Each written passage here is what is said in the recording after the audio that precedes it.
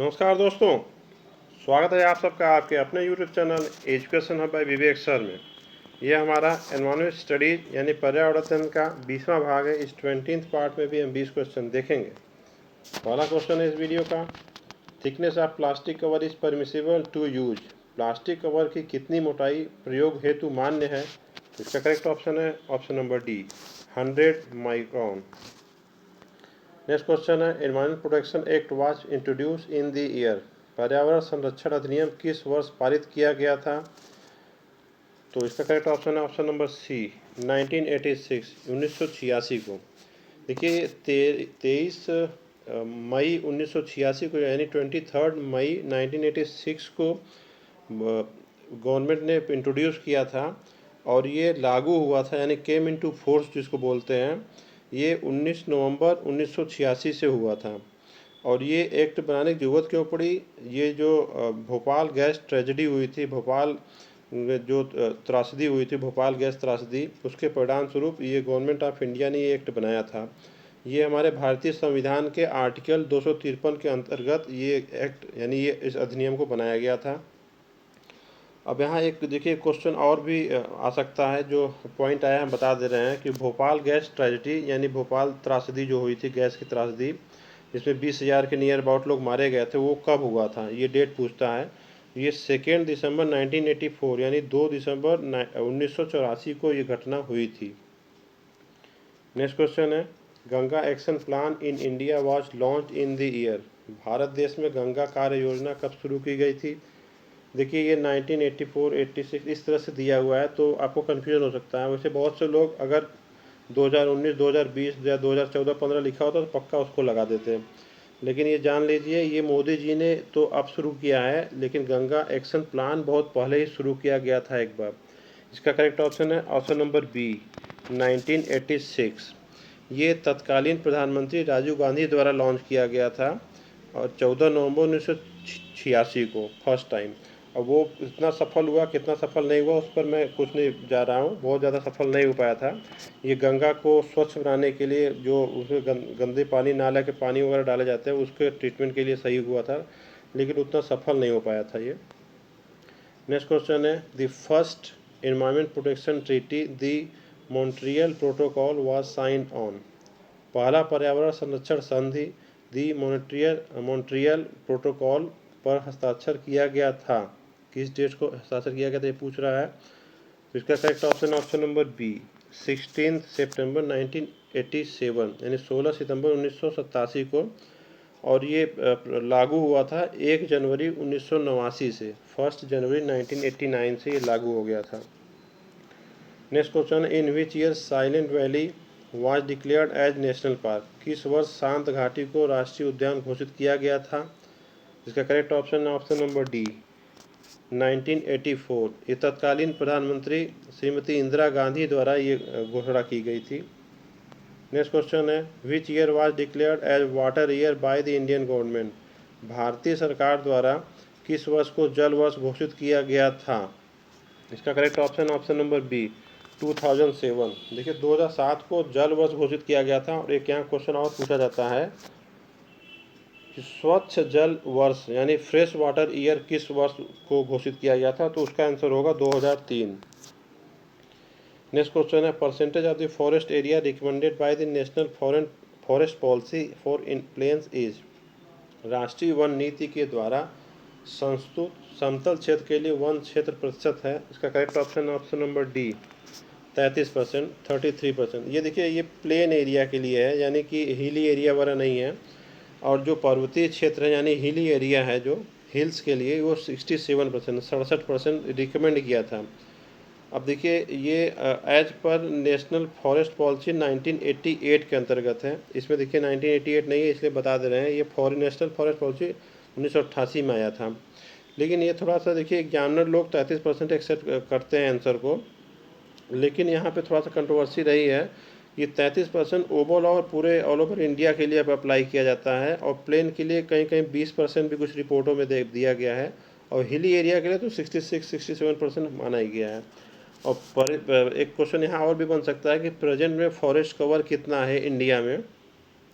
तो वो जो फॉरेस्ट रिपोर्ट 1900 फॉरेस्ट रिपोर्ट आई थी 2019 में, सॉरी फॉरेस्ट रिपोर्ट आई है 2019, यानी एज पर Indian State of Forest Report 2019 के अकॉर्डिंग 24.56% यानी 24.56% फॉरेस्ट कवर है, यानी इतने परसेंट वन क्षेत्र है इंडिया में वर्तमान में।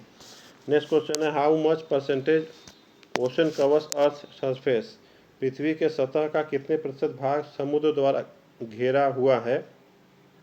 इसका करेक्ट ऑप्शन नंबर बी 71%। देखिए 71% ये तो पूरे पृथ्वी का घेरा हुआ है समुद्र, लेकिन इसमें जो वाटर है वह जल है, वो पूरे पृथ्वी पे जितना जल है उसका 97% है, बाकी 3% बचा, 97% 97%, बाकी 3% जो जल बचा उसमें से सिर्फ 1% जल फ्रेश वाटर यानी पीने योग्य है, बाकी नियर अबाउट 2% ग्लेशियर पे बर्फ के रूप में जमा हुआ है। नेक्स्ट क्वेश्चन है average rainfall in India is, Bharat देश में औसत वर्षा होती है, औसत रूप में वर्षा कितनी होती है ये पूछ रहा है। तो इसका करेक्ट ऑप्शन है ऑप्शन नंबर डी 110 से 120 सेंटीमीटर। हालांकि आपको बहुत से एग्जाम में देखने को मिलेगा कि 110 सेंटीमीटर एग्जैक्ट लिखा हुआ है, तो वो भी सही होगा। हालांकि यहाँ पे देखिए थोड़ा सा ध्यान दीजिएगा, 110 120 ये सेकेंड वाला भी है, लेकिन ये मीटर लिखा हुआ है, MTR मतलब मीटर है, तो वो आप लोग लगा सकते हैं झटके में जल्दीबाजी में, लेकिन 110 से 120 सेंटीमीटर CM होगा, तो ध्यान दीजिएगा इस चीज़ को। नेक्स्ट क्वेश्चन है what is mean by root zone process, root zone प्रक्रिया से क्या आशय है। तो इसका करेक्ट ऑप्शन है option number B a control measure to prevent soil pollution, यानी कि मृदा प्रदूषण को रोकने के लिए जो उपाय किए जाते हैं उससे ये संबंधित है। नेक्स्ट क्वेश्चन है the inner most layer of the earth is known as, पृथ्वी के सबसे निचले परत को क्या कहते हैं। तो इसका correct option option number B barysphere. देखिए बहुत से लोग यहाँ पे लिथोस्फीयर ये सब थोड़ा सा कंफ्यूजन हो सकता है। यहाँ पे देखिए वायुमंडल की बात नहीं हो रही है, मैं क्लियर कर दूँ, यहाँ वायुमंडल की बात नहीं हो रही है, इसलिए मेसोस्फीयर वगैरह के चक्कर में मत पड़िएगा। यहाँ पृथ्वी की बात हो रही है, जो पृथ्वी है उसके जो सबसे अंतरिम भाग को कहते हैं, अंदर के भाग को, इसको कोर भी कहते हैं। अगर ऑप्शन में कोर हो CORE तो वो भी ठीक है, और बैरिस्फीयर भी ठीक है, दोनों एक ही नाम है।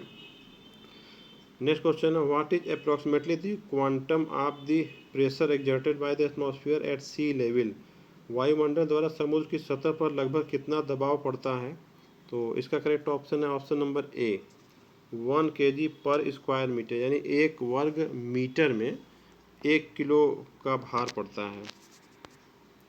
नेक्स्ट क्वेश्चन है in which year was project tiger launch, project tiger किस वर्ष शुरू किया गया था। तो इसका करेक्ट ऑप्शन है ऑप्शन नंबर डी 1973 यानी 1973 को। ये 1 अप्रैल 1973 से लागू किया गया, शुरू किया गया था, और ये टाइगर्स को संरक्षण प्रदान करने के लिए, उनको प्रोटेक्ट करने के लिए किया गया था, ताकि उनकी पॉपुलेशन को बढ़ाया जा सके, ताकि जो बायोडाइवर्सिटी है वो डिसबैलेंस ना हो जाए।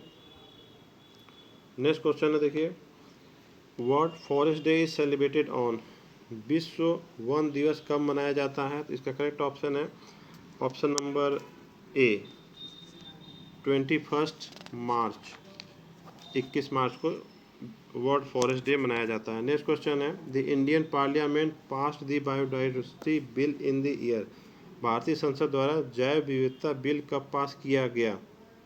तो इसका करेक्ट ऑप्शन है ऑप्शन नंबर डी 2002 यानी 2002 में।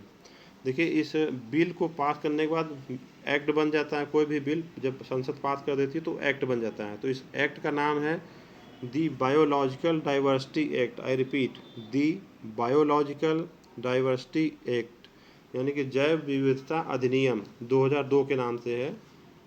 ये जैव विविधता को प्रोटेक्ट करने के लिए है, बनाए रखने के लिए ये एक्ट पास किया गया है।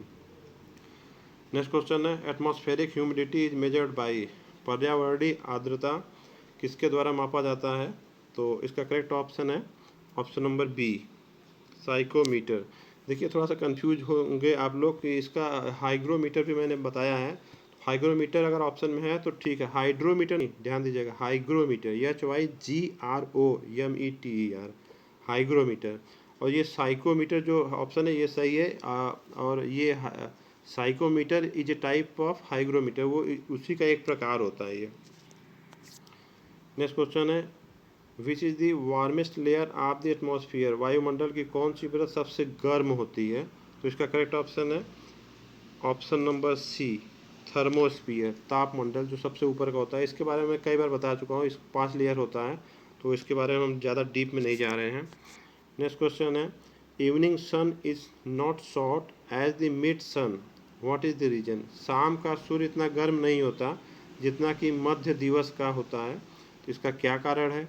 तो इसका करेक्ट ऑप्शन है option number B, in the evening radiation travels larger distance through the atmosphere. या इसके डायग्राम के फॉर्म में इसके पहले की उस वीडियो में मैंने बताया है कि जो सुबह या शाम का जो समय होता है उस समय जो रेडिएशन होता है ट्रेवल ज़्यादा करता है एटमॉस्फेयर में ज़्यादा दूर तक, इसलिए वो उतना गर्म नहीं समझ में आता। जबकि दोपहर का समय जो मध्य दिन का समय होता है एकदम सीधा हमारे ऊपर होता है और वो एनवायरनमेंट में सबसे कम दूरी को ट्रेवल करता है, इसलिए ये दिन में सबसे ज़्यादा गर्मी हमें महसूस होती है। नेक्स्ट क्वेश्चन है the most important factor in the thunder storm development is, बिजली युक्त तूफान के विकास का सबसे महत्वपूर्ण कारक क्या है? इसका करेक्ट ऑप्शन है option number A, atmospheric instability यानी पर्यावरणीय अस्थिरता। नेक्स्ट क्वेश्चन है the dry wind Santa Ana blows in, शुष्क वायु संता अन्ना कहाँ चलती है या कहाँ बहती है कह सकते हैं? तो इसका करेक्ट ऑप्शन है ऑप्शन नंबर सी, कैलिफोर्निया में। ये साउदर्न कैलिफोर्निया में होता है यानी दक्षिणोत्तर कैलिफोर्निया में होता है और ये बहती है। और ये कैलिफोर्निया एक राज्य है यूएसए में यानी यूनाइटेड स्टेट ऑफ अमेरिका का एक राज्य है। आशा करता हूँ आप सबको मेरा ये प्रयास अच्छा लगा होगा। Thanks for watching.